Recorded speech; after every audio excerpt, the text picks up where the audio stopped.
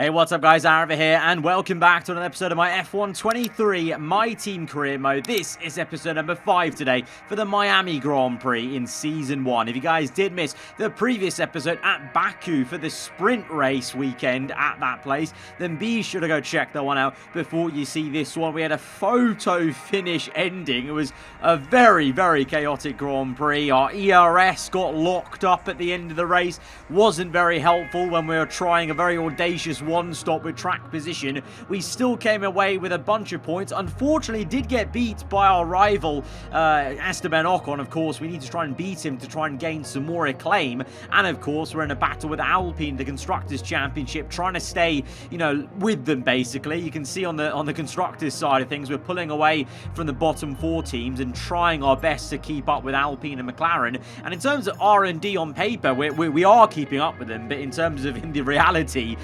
Ocon and Lando are both doing such a great job in their respective teams that they stay ahead of us. And of course, Lando managed to get a podium at Baku. So that was a big, massive swing for McLaren in terms of points. But we go ahead and purchase a rear downforce upgrade that we can finally purchase there to balance out the front downforce upgrade that we had, I think, about 2 episodes ago when we purchased it. We get 320 extra R&D points. So those are already added on to our total before I bought the rear downforce. And that's because of that ERS locking issue. So if you watched last episode, I basically didn't have overtake mode for about a lap and a half, and due to that fault, the team have done some research and they've unlocked 320 points for us to spend effectively on other areas of the car to try and make up for the disappointment. Because if it wasn't for that, I think we could have got P4 instead of P6. So it was rather annoying, but annoyingly now at this stage, I am a little bit stuck of what upgrade to get. We can get a second minor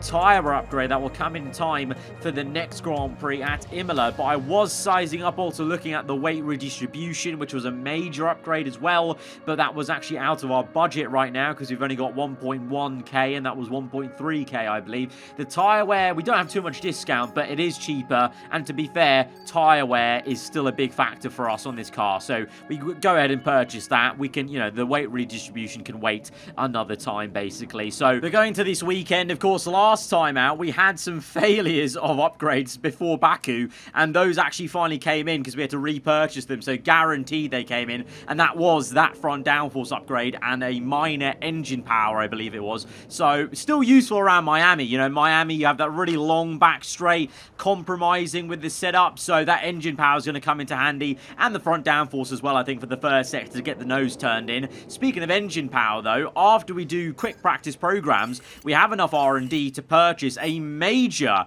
engine power upgrade further on to the ones we've already got pending. So we've got rear downforce, tyre wear, major engine power. But now we're going into the Miami GP weekend, and it is rather wet out there. We've got some rain for the first time in qualifying, and also I think we're going to have our first wet race because there is forecast for rain tomorrow in Sunday's Grand Prix. But first and foremost, we have qualifying to do and trying to get through these tricky sessions. Miami's already a difficult circuit anyway, let alone with the rain, but with the new handling, it's a slightly different kind of affair. I think a lot of these corners are a bit nicer to take now that there's not any wheel spin up to 5th gear, and the rear end is a bit more stable and happy under load as we come through for our first flyer. There was a bit of time to find on the table. When I say a bit, I mean by a second, because I don't know about any of you guys, but for me, it really is a case of just winding up the time and the lap times in the wet, just going quicker and quicker as you get more confident. And for me, it starts off with a very tentative kind of sighter lap, and then I just build up the confidence and able to brake that a little bit later into some corners, get the nose turned in like this for the first time really in that kind of realm, as we gain about 2/10 alone in that one corner, a further 2/10 on this exit. Our DRS has stopped working, but there's none available anyway in this session as everyone's getting quicker and quicker, and we need this to be a much quicker time because despite gaining 1 second on that second flying lap in here in Q1, I'm in last place because the track is evolving and getting quicker and quicker for everyone, although we have gained 1.4 seconds on this third lap of ours in Q1, showing that track evolution and the need to do multiple laps in the rain here. It won't matter that our DRS is not working because it's not available in this session in these conditions right now. So as we come towards the line, trying to skate through, get on the power early. That last corner is still a bit of an issue on traction here on this game, but across the line, 1.6 gained, and we're up into P14. Russell has a 5-place penalty awarded to him for something that's happened in this session, maybe impeding a driver or something like that, I don't know, but he's going to be 5 places back from wherever he qualifies by the end of the day. But we're through into the second part of quali. It was looking a little bit ropey at one point there, being in last place, but we made it through, and now we're into Q2. A very confusing Q2, because you saw there a load of AI. They were on the soft tyre, and they're still on the soft tyre. We've got it on intermediates because, well, look how wet it looks. There's still like little damp patches and puddles, etc. So I just thought there's no way this is dries right now. In terms of the lap times, I don't think those are really representative dry lap times. So I think the AI are finding it a bit difficult out there. We go across the line in P5. So we do go quicker than some people like Max Verstappen, for example, in the very quick Red Bull. But by the time we get to the end of the session, then it is actually dry. It's literally the death of this session. So, yeah, very strange. Looks like the AI just knew when to go out, even though it looks so wet to me, the player. Yeah, very, very odd. So that might be an issue later on in the game, you know, consistently, if the AI can know exactly when to come in, and for us, if it looks too wet to come in. But you can see, look at the amount of time we've gained now on this dry lap. 3.4, purple second sector across the line. And that's going to get us our very first Q3 showing. Of all places, it's Miami. And it's because we were the last man on circuit, which means we have the driest track out of anyone compared to other people who maybe had a slightly damper circuit. And so even though we're in a slightly slower car than some, we can go quicker. Even the same with the Alpines. Both Alpines make it through, one Alfa Romeo. Hamilton gets knocked out in the Mercedes. So really you can see the evolution again, not just in the wet, but also the wet to dry evolution there, of it just getting rapidly quicker and quicker as it dried down. So we just happened to time that really well. We're right at the end. We're the last man crossing the line, and that means we have the best track possible to get us through into this session. So now, obviously, all of us are on a dry track now here in Q3, so I'm not expecting too much, but our pace is pretty good in Sector 2. Like, I think that front downforce upgrade is actually working wonders, because I have a very responsive feeling front end in that second sector, where we're gaining a lot of time. Maybe in the last and the first sector we're losing a bit, ironically, because of our wings. I think maybe I'm running a little bit higher wing than others, because I looked at the weather and I saw just rain forecast for Saturday and Sunday. So I've set the car up for a wet race, for a wet quali. So here in the dry, you know, we're going to have to see how this goes on this second run. We're gaining about 3/10. You can see I've got that confidence in the corners, apart from that little wobble, but we still are up by about 5/10 to 6/10. And by the end of the lap, again, we've gone purple in this second sector. We are absolutely bossing that sector, but we're losing out in the third sector down that main straight because of straight line speed, because of that wet setup we've got on this car. Across the line, we were P10. What's it going to end up being? It's P7 again, and it's P7 for our number 7. It really is quite lucky for us this season. You know, we scored our first points in P7, and now here, our first Q3, we finish up in P7. Very, very nice, although Ocon has outqualified us. So again, Ocon's got the better of us in the rivalry competition, but it's Leclerc on pole position, Verstappen on the front row, obviously just one Mercedes, both Alpines in there, Alfa Romeo of Zhou Guanyu doing quite well, but we've got to be very happy for P7, but we have a wet race tomorrow. That's just going to be a bit of chaos. It might be a little bit difficult over the race distance. Let's find out. Let's go to the grid. Florida is no stranger to world-class sports, and as of 2022, the USA's Sunshine State is now on the F1 calendar. Welcome back to the Magic City for the Miami Grand Prix. Well, it's certainly not sunny here in the Sunshine State. A lap of the Miami Grand Prix features 19 corners and 3.36 miles of track around the Hard Rock Stadium. But these conditions should prove especially difficult for all of our drivers today. It's time to take a look at our starting grid for today's race. A fantastic effort from Charles Leclerc yesterday, and it's put him on pole, edging out Max Verstappen, who'll start from P2. Looking at the rest of today's grid, we have Sainz, Perez, Ocon, the owner driver, Fernando Alonso, Russell, Joe, Oscar Piastri, Tsunoda, Hamilton, Bottas, Norris, Magnussen, Stroll, De Vries, Gasly, Albon, Iwasa, Sargent, Iwasa. Which of these talented drivers will come out on top today? And it's an absolute pleasure to be joined once more by Anthony Davidson. Now I want to ask you about Nico Hülkenberg. There's a new gearbox in the back of that car, which means a grid penalty and hopefully some excitement as they make their way through the field. But on the bright side, at least those fresh components can help them maintain the power they need to come through the pack. I expect to see them take a more aggressive approach today to make up for the compromised start. So, yep, it's pretty damn wet here in Miami. It's intermediates for all of us, and the rain will be here for a good chunk, but there is a dry spell coming in this race. So this will go from inters to dry, it seems, looking at the forecast window on the strategy. So maybe about, I don't know, half distance on inters, it would seem like maybe, then to dry. So this first part will be just trying to get the best start we can, and then kind of just surviving, really, because although even though I've got a wet setup on, I just still think that right now, with where the car is, it is going to be tricky. You know, yes, we made it through into Q3 in a wet session, but it had a dry component to it. So really more so, maybe our dry pace is better than our wet pace. And even then, our dry pace, I think is maybe going to be a problem in race conditions, because we've got a lot of wing on this car, which makes it a good qualifying car, but in the race, we're going to be very slow on the straights compared to others. So that's a worry for the end of the race. But for the first part of this one, let's hope those wings can help us navigate this Grand Prix as best as possible as we get ready to go to 5 red lights to the Miami Grand Prix from P6 on the grid because of Russell's grid penalty. 5 red lights are out and we're underway for the first of 3 US GPs this season as we get a really cracking start, looking to jump Ocon, moving across to the left-hand side, round the outside for turn 1, just to give us a bit of room to work with and hopefully not have any contact with anyone, and we don't, thankfully, and we are up the order. Perez with a slight little twitch, and it's going to be one of the Ferraris in P1, checkerboard of Ferrari and Red Bull, but we're basically the best of the rest here in P5, flying high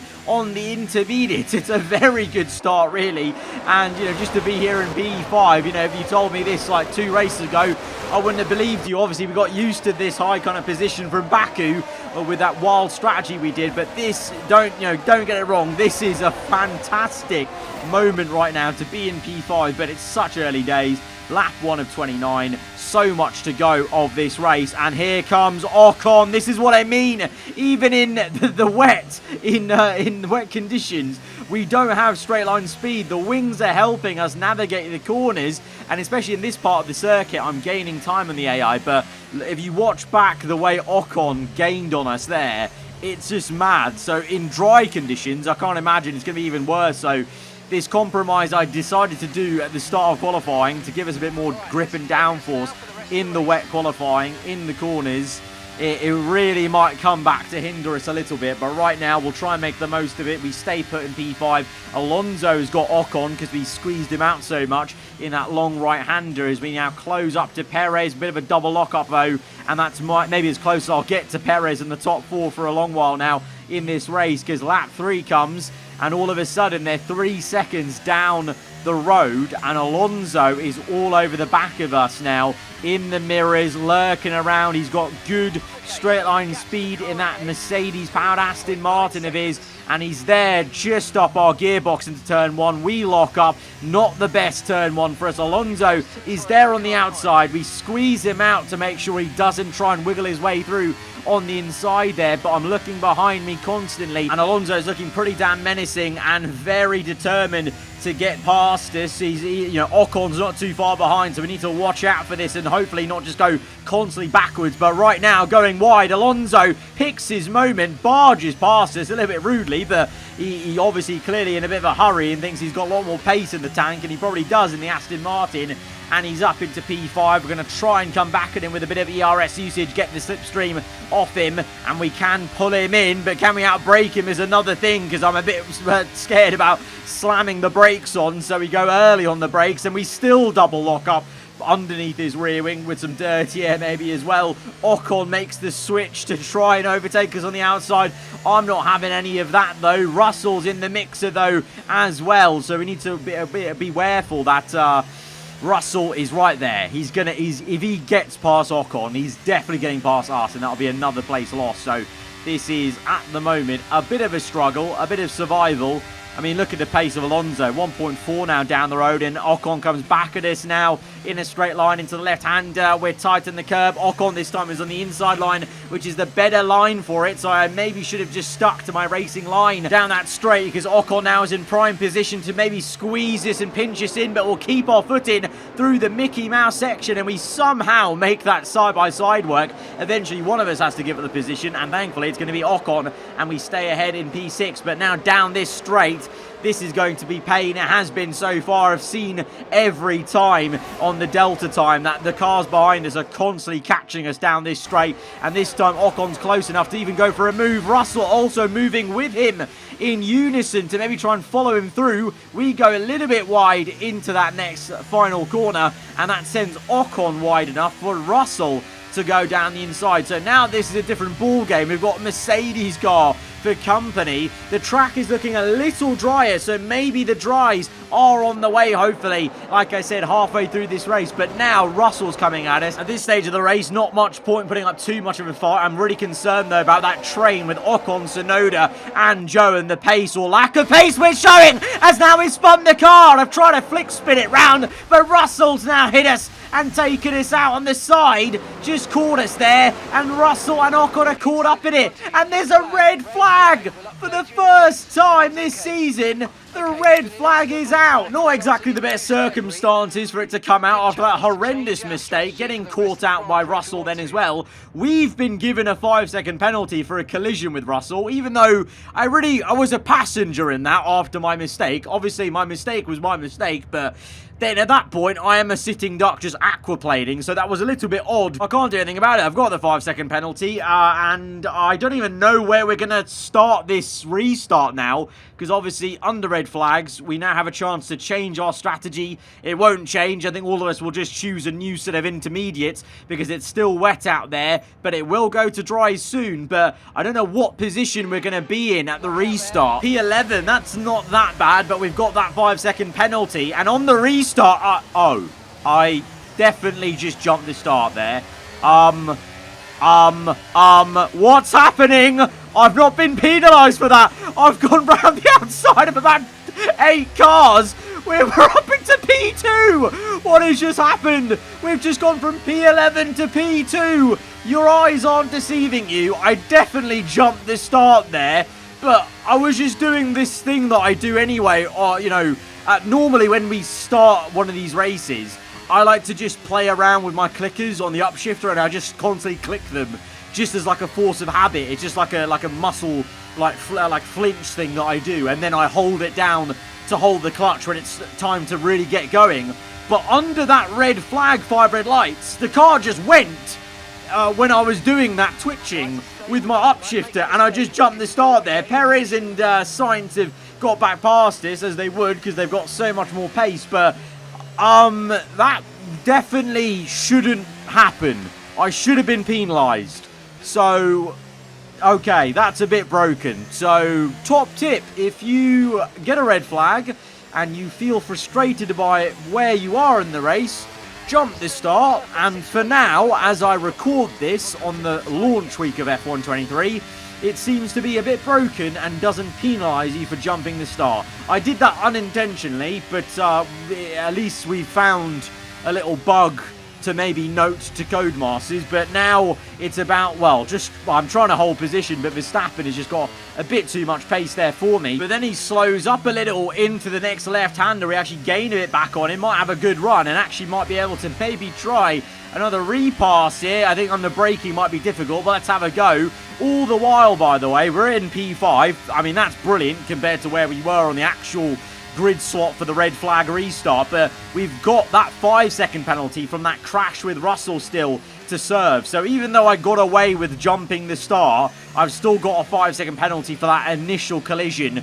But what a weird situation that is. I mean, I'm really gassed that we got a red flag for the first time in in the career mode, but what a weird situation to pull away from it, jump the start, not get penalized. Not the most ideal way of experiencing a red flag for the very first time on this game, but it is what it is, as we now are up into P3, because you may have seen on the mini-map, Perez and Sainz, they've come in for a pit stop. I don't know what for exactly, because it still looks pretty wet out there, so I can't imagine it's another set of inters as well, because we all just took a new set of intermediates from the red flag, as we now tell our engineer we're going to box this lap just in case we need to come in. But I'm overtaking Verstappen for P2. He's really lacking pace right now on those inters. I think the track is drying out a bit and he's struggling. As we continue on, everyone else comes in, and this goes back to qualifying. In my opinion, this is still wet enough for inters. It looks wet enough for inters. You've got all those puddles, but everyone who's come in behind me has come in for the dry tyres, I'm pretty sure, as we lead the Miami Grand Prix. But look at Leclerc. He's coming out on mediums, but he's kicking up spray from the circuit. So I feel like it's a little bit unrealistic right now at the crossover period. Either the visuals need to change, or the coding for when the AI are coming in and what they're able to do on those dry tyres needs to change. I suspect it's just more of a visual thing needs to change. We've had this before in previous F1 games where it's looked far too wet or not wet enough in certain crossover periods. So we come in eventually on the next lap for our dry tyres. I'm going to go on to, I think, the mediums, because I think a few people have chosen softs, but I reckon the mediums will be a good way to go, because potentially, I don't know, could we look to do a medium to soft tyre strategy? I think that could be quite nice at the end of this race, going aggressive, but we serve our 5-second penalty then from crashing with Russell. So after all of that, the red flag, starting P11, jumping the start to get up to P2, we come out in P14, having made our dry pit stop maybe a lap or two later than we should have done compared to the AI. So now we get our head down. We've got more than half of the Grand Prix to go in the dry conditions to try and recover and salvage this situation, as Leclerc is out. Leclerc out of the Grand Prix. That is going to be frustrating for him, because he was in the top 3, and that's going to be big for Carlos Sainz in the championship and even the Red Bull guys to catch up, as we get overtaken by Lance Stroll after having a pretty piss-poor braking zone, and also just in a straight line that Aston Martin mullered us. But then through these corners, I'm so much better on the turn-in with the amount of front wing we're running here today. So we're going to get back in the slipstream and look to re-overtake Stroll, now obviously with DRS fully activated in this race, and get that pass for P13. But I need to try and push away from Stroll and start chasing after that pack of Albon, Ocon included. So to be fair, Ocon, our main rival in the game right now for the acclaim, isn't too far away. We definitely can try and catch him as he makes his way through that slower traffic as well. And 3 laps later, lap 16 onto 17, we have finally caught up to Albon, using that downforce to gain in the corners. On the straights, we may lose some time every lap, but we're just finding more time in the corners right now with the tyre wear grip we have and the downforce levels, and looking to now make moves on Albon, Piastri, the Haas as well. If I think it's, is it Magnussen? Yeah, it is Magnussen, as we go around the outside of Albon. Real nice move at turn 1 there, just kind of, waited for the right time. But you saw just at that midpoint in the apex, I could just slam on the power and get through. So right now, in the corners, we're loving life. I mean, look at this, the way we're now moving about and pouncing on Piastri and making pretty much the same move Alonso did to us on the inside of Piastri there. So right now, the car's feeling in a very good state compared to at least the McLaren, Williams and Magnussen in the Haas. Ocon looks to have a bit more pace because he's 2 seconds down the road, and you can see in a straight line there, Piastri was catching me in a straight line, so yeah, it's pretty much just the corners where we're gaining. So we need to just keep on gaining that time.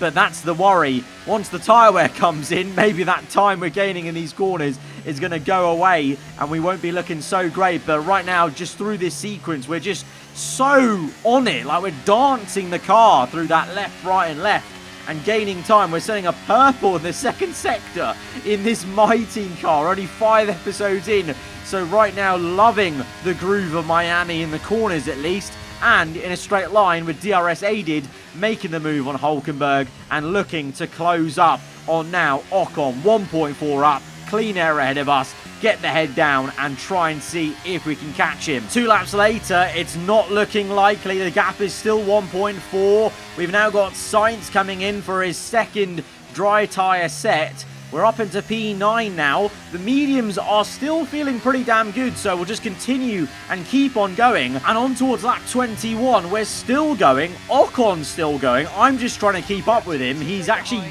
building a gap to me of 2.5, so he's got a bit better pace. But I'm just trying to mirror Ocon right now, and we just keep on turning the laps on the mediums, and then all of a sudden it's lap 23. Ocon has now come in. I've decided to stay out because I thought, okay, there's only 7 laps left of the race. We may as well stay out. What's the point of coming in now? Let's stay out and maybe try and gain some positions that way, like we did in Baku with track position. The difference is this time we can't play a bit of a Wily or Fox game because just Miami does not have the same characteristics as Baku to do that. And you can see my setup means that even now with the tyre wear now, I'm not great in the corners, and neither am I in the straight. So this is a bit of a roll of the dice, I will admit. I could have easily come in when Ocon came in on lap 22, I think it was.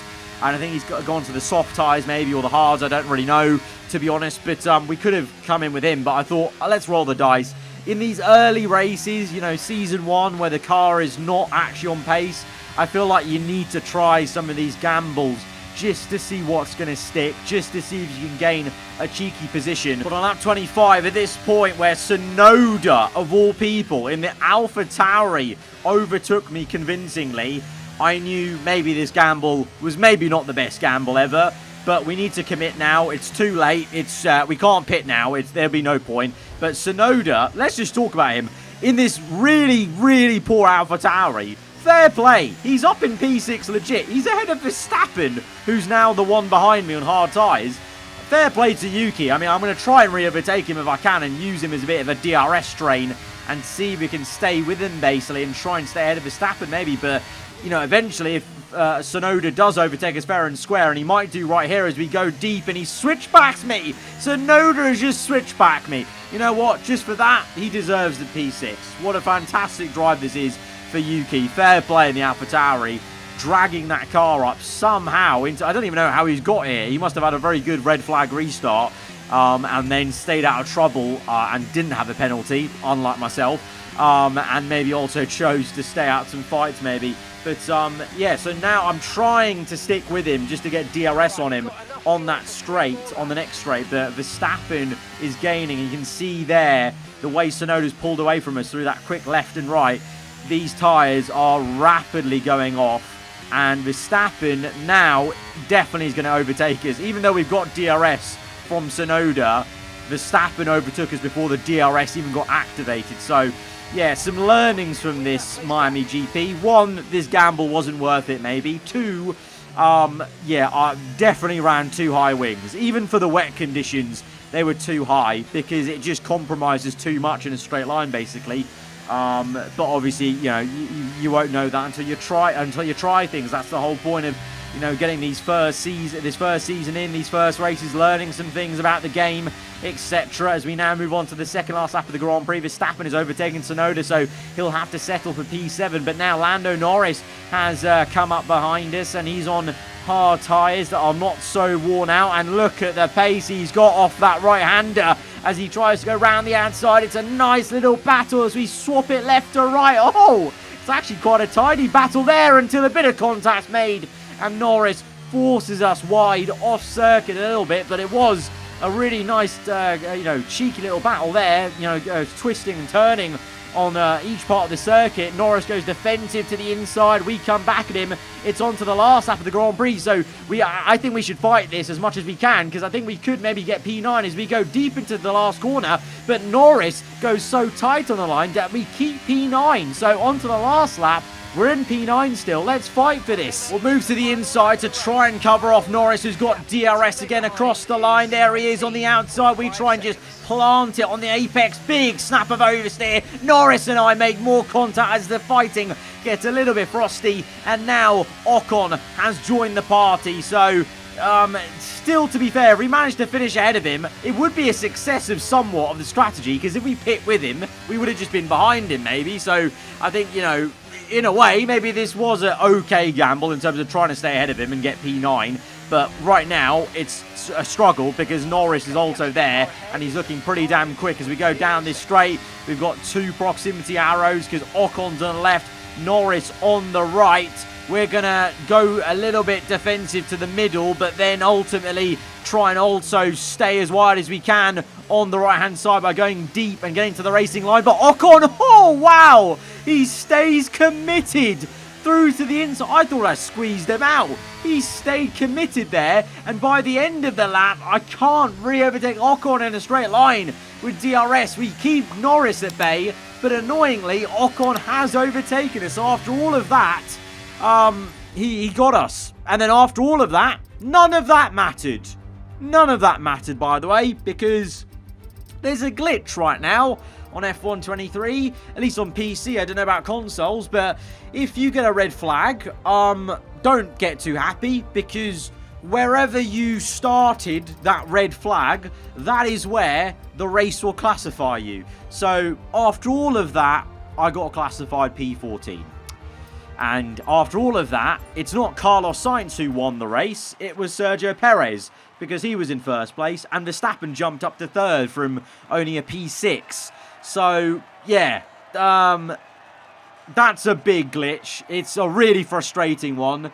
I mean, the only hindsight I can see is if you were in first place and got a red flag, you'd be guaranteed first place, basically, by this glitch. But right now, as it stands, all of that was for nothing. I didn't even get any points after that race, so that's a little bit frustrating. So, a very interesting first experience of red flags on F1 23 My Team Career Mode. Nonetheless, guys, it was a pretty entertaining race, even though it didn't matter in the end in terms of the 2 points we tried to get, because we got absolutely finessed by that glitch. But either way, hope you guys enjoyed it. If you did, hit the like button. Let me know what you thought in the comments below. If you're new around here, then do get subscribed for weekly Formula 1 content. I'll see you guys next time. Goodbye.